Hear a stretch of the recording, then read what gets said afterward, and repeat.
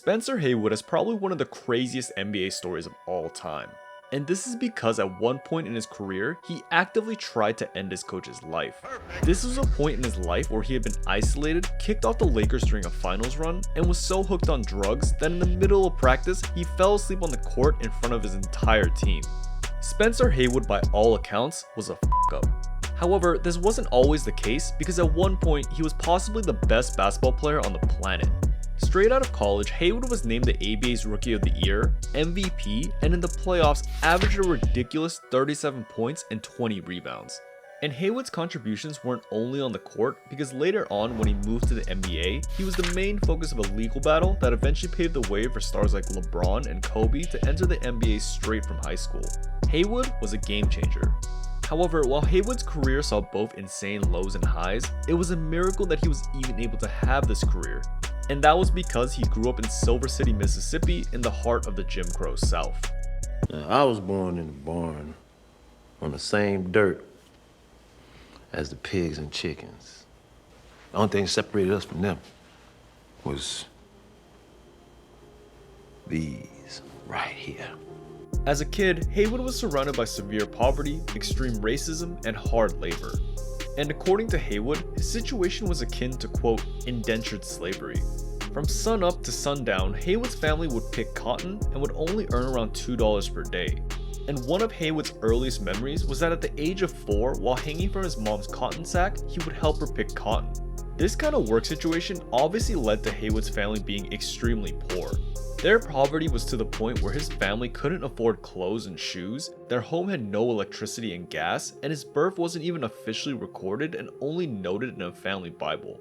On top of this, even if Haywood or his family members had the means to leave Mississippi for a better life, it was no easy feat.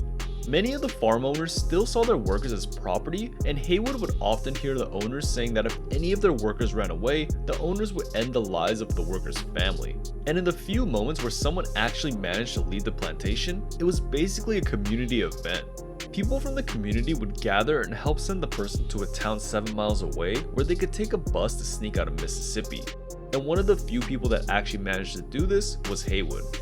From a young age, Haywood had an affinity for basketball and initially learned the game using a makeshift basketball made out of cotton and old rags. However, through playing constantly with his brothers and a hunger to improve that involved him walking miles just to find a pickup game, Haywood rapidly improved. And as Haywood grew older, his height ballooned to the point that by the end of grade school, he was over 6 feet tall and was good enough to play and even start for his school's varsity team. However, with Haywood's height and success came unwanted attention, and at the age of 14, Haywood was falsely accused and jailed for threatening a white man. According to Haywood, this kind of false imprisonment was a common thing in Silver City and was a way for farm owners to check young black men. However, with this incident, Haywood's mother grew worried for his safety and his future and managed to sneak Haywood out to his older brother's home in Chicago. And because of this, Haywood was not only able to become a great basketball player, but he became one of, if not the best high school player in the country. With Haywood's move to Chicago, he was finally able to play basketball untethered, and he quickly gained a reputation for being one of the best hoopers in his neighborhood. At the age of 16, Haywood would even consistently beat his brother Leroy in one-on-one, even though Leroy played basketball for a Division I college. Haywood's skill ended up impressing Leroy so much that he got in contact with a high school coach in Detroit named Will Robinson and urged him to bring Haywood onto his team. And Will visited Haywood and was able to convince him to move to Detroit, where he ended up becoming a father figure for Haywood. Will became Haywood's legal guardian, provided him a place to stay, and gave Haywood the resources to excel at basketball. And he did excel because he quickly became one of the best high school players on the planet. In his junior year, Haywood averaged 29 points and 17 rebounds and made the All-State team. And by his senior year, he led his team to a state championship and an entire way there averaged a legitimate quadruple double. And Haywood's excellence didn't stop there, as he dominated in his time in college. Haywood in his college years was named Junior College Player of the Year, was a consensus All-American, and at the age of 19 became the youngest ever player to play for the US Olympic basketball team. And in the Olympics, Haywood was no slouch as he led his team to gold and set the record for total points scored in a single Olympic tournament, which wasn't broken until 2012 by Kevin Durant. However, even though Haywood was leading in statistics and winning gold medals, he wasn't making any money from all of his achievements. For Haywood, he was stuck in a hard place where his family back in Silver City was stuck in intense poverty, and even though Haywood was an American hero who had won gold, he couldn't afford to provide for them. Because of this, Haywood decided to forego college and went pro, joining the Denver Rockets in the newly formed American Basketball Association. In the ABA, even against grown men, Haywood would dominate. At 20 years old, Haywood led the league in points, rebounds, won Rookie of the Year, won the All-Star Game MVP, and even won League MVP. And Haywood wasn't just the ABA's MVP on the court, he was one of its most marketable stars off of it, selling out a record 21 home games during the season. Haywood's continued success made the ABA and the Rockets offer Haywood the biggest basketball contract of all time. This contract was for 6 years and worth $1.9 million, which in today's value would be around $16 million. However, while this contract at face value would make Haywood insanely rich, in reality, the money wasn't what it seemed. This was because the contract was set up where more than half of the money would be paid to Haywood in deferred payments over 30 years. Haywood, while playing, would barely make more than his original rookie contract, and because of the instability of the ABA, there was no guarantee that would even be around to pay him in the future. However, when Haywood was given this contract, because of his family situation and his unfamiliarity with the contract's true nature, he ended up signing it. However, when Haywood learned the truth, he quickly looked for different options and turned to the only other US pro basketball organization, the NBA. But going to the NBA had its own slew of challenges. And the announcer came on, "Ladies and gentlemen, we have an illegal player on the floor, and this game will not count. It is under protest." At the time, the NBA had a very strict policy that anyone coming into the league had to be 4 years removed from their high school graduating class. This policy was actually the reason why Haywood had initially went to the ABA out of high school instead of the NBA. And even later on, when Haywood tried to make the move to the NBA, he was still short of the 4-year policy and was ineligible to play for a team. This ineligibility scared off many teams because even though they knew Haywood was talented, they did not want to deal with the potential backlash and fines they would receive. However, for one team, the Seattle Supersonics, Haywood's talent was too much to pass on, and the team's owner was very willing to fight the league's policy. Because of this, the Sonics signed Haywood to a 6-year, $1.5 million deal, and when the NBA declared the contract illegal, both Haywood and the Sonics jointly sued the NBA. Now, while what Haywood was doing could be seen as admirable, not everyone saw it the same way, and there were various moments where people vehemently opposed Haywood's actions. During a regular season game, after Haywood had received a court injunction allowing him to temporarily play, right when he walked on the basketball court, the announcer stated that Haywood was, quote, an illegal player and that the game would not count under protest. On top of this, some players wouldn't even get on the floor if Haywood was playing, and fans of opposing teams would constantly abuse him over his court case. However, as the case went on, it even went to the Supreme Court, and after Haywood received a favorable ruling, the NBA decided to settle with Haywood. This settlement involved the NBA implementing a hardship exception which allowed players to enter the NBA if they could prove that they were in a financially difficult situation. And Haywood definitely qualified for this, but when he was asked to prove his hardship exception, he joked that all they needed to do was to go to his hometown and take some pictures. Haywood's court case not only allowed him to play in the NBA, but gave many new players a new opportunity and pioneered the way for future NBA stars like LeBron James and Kobe Bryant to later enter the NBA straight from high school. Haywood had forever left a lasting legacy. However, Haywood's legacy wasn't just his court case, because at the end of the day, he was still one of the NBA's best players. Over 5 seasons with the Sonics, Haywood was a multiple-time All-Star, was an All-NBA first-teamer, and brought Seattle to their first ever playoff berth. However, Seattle as a team was unable to find continued success, and Haywood demanded a trade from the team. Because of this, he was later traded to the New York Knicks, where he was labeled as the missing piece that would bring an underperforming Knicks team back to the top. During a press conference, a reporter yelled out that the Knicks were expecting Haywood to save the franchise, and Haywood replied with, quote, "I shall save." However, while Haywood in his first year played well, he wasn't the dominant force that he was in Seattle, and throughout the Knicks' tenure, Haywood would often deal with injuries, resulting in the Knicks missing the playoffs multiple times. On top of all this, when Haywood first got to the Knicks, he was thrust into New York's fast-paced lifestyle, and as one of New York's biggest celebrities, Haywood lived a life he had never lived before. He attended New York's biggest parties, had access to the hottest clubs, and ended up marrying a model named Iman that put him into completely new social circles. And unfortunately, this ended up with Haywood picking up a white powder habit. According to Haywood, before New York, he had been drug-free his entire life. However, when he married his wife, he entered a circle where almost everyone was snorting hard drugs. Because of this, Haywood felt the pressure to blend in, and he joined alongside them, saying that, quote, that he was sick of being the militant outsider and wanted to be accepted. And during this time, there was no one that would really attempt to warn him or stop him from this habit, because in the 70s, cocaine was trendy and seen as a recreational activity that was barely above alcohol. And this stance is what exactly Haywood maintained about his new habit. However, when Haywood was later traded to the Lakers, this habit ended up becoming a full-blown addiction. The nature of this drug, you start doing things that you never thought you would do. It was so demonic, it was as if I could see the devil crawling through the light bulb. After his Knicks tenure, Haywood was traded to the Jazz, and then in 1979 was traded to a contending Lakers squad. He was brought in not to be a star, but as a solid role player that would bolster their front court. However, little did the Lakers know that Haywood's personal demons would explode into a complete crisis.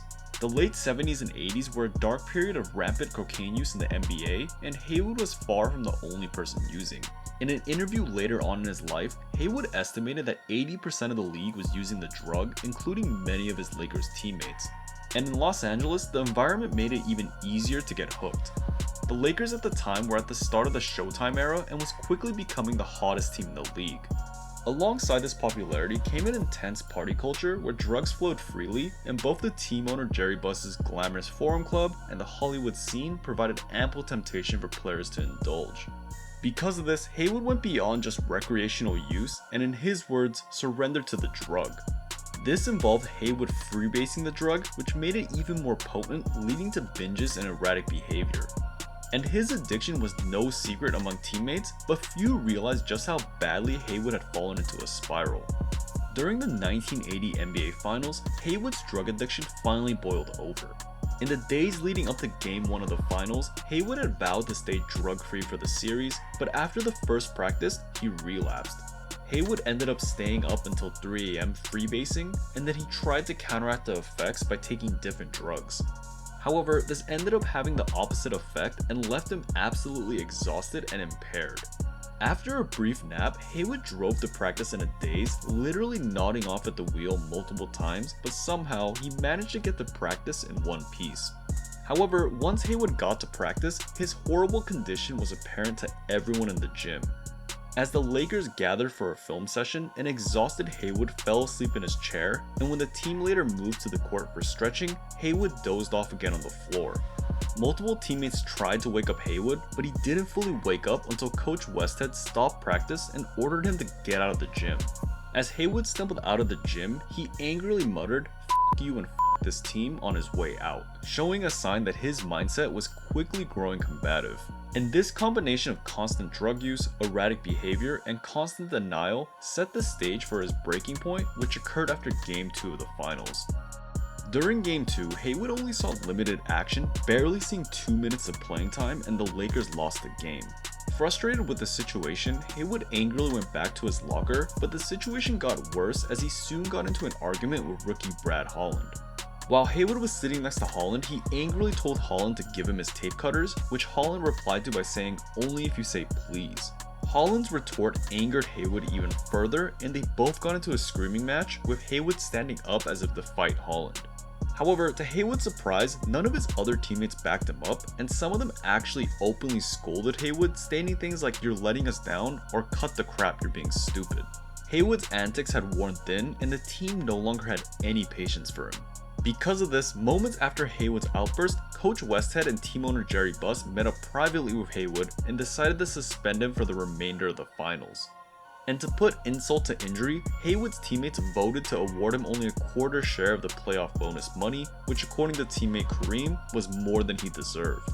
After the suspension, Haywood went into a drug-fueled rampage, seeing most of his Laker teammates as enemies. However, there was one person he hated above everyone else, and that was Coach Westhead. Before Haywood had been suspended, he had actually pleaded for help with his addiction. In the midst of the finals, Haywood had confided to Westhead that he was using drugs and that he couldn't seem to leave it alone and needed to get some help at the end of the season. However, according to Haywood, Westhead's reply was, quote, "I've got you now, I finally got you." Haywood interpreted this statement as the coach seeing an opportunity to punish or even scapegoat him rather than support him. Because of this, when Haywood was suspended, he saw Westhead as the mastermind behind his suspension, and when leaving the forum in a drug-fueled rage, the only thing in his mind was that, quote, "Westhead must die." Still high on drugs and burning with anger, Haywood made a call to an old gangster friend from Detroit, and together they hashed a plan straight out of a movie. The plan was that together they would sneak to Westhead's home and sabotage the brakes on his car. The idea was that the next time Westhead drove his car, Haywood and his friends would run Westhead off the road and he would have no brakes to stop the car from falling off a cliff. And this plan wasn't a joke, as Haywood had multiple people egging him on, and he even went as far to obtain Westhead's address. However, thankfully, this plan never came to fruition. This was because on that fateful night, Haywood's mom actually called him and stopped him. As Haywood got back from making his plan, his mom called him and said, quote, "Hey boy, what the hell are you up to?" Somehow, Haywood's mom had found out that he was up to no good, and these words snapped Haywood out of his drug-filled haze, and he decided not to go through with his plot. At this point in his life, Haywood later described it as his absolute lowest point. He was in his home constantly high, had to watch his team win a championship without him, and the NBA suspended him for an entire season due to his drug issue. Because of this, he went to play in Italy for one season and returned to the NBA in 1981 to play 2 mediocre seasons for the Washington Bullets. However, thankfully this wasn't the end of Haywood, because in 1984 he entered rehab and was able to finally get clean and rebuild his life. Gradually, Haywood sought to make amends and regain the respect he had lost. One of the most poignant moments came 8 years later in 1988 when Haywood finally faced Westhead again. Westhead by then was coaching at Loyola Marymount University, and Haywood went to the school to apologize to his former coach and seek forgiveness. And Westhead's response was surprisingly gracious, saying that it was great to see Haywood, and he joked that if Haywood's plan had worked, he probably wouldn't have been seeing him. And Haywood's efforts to make amends and work on himself did not go unnoticed, as others accepted his efforts.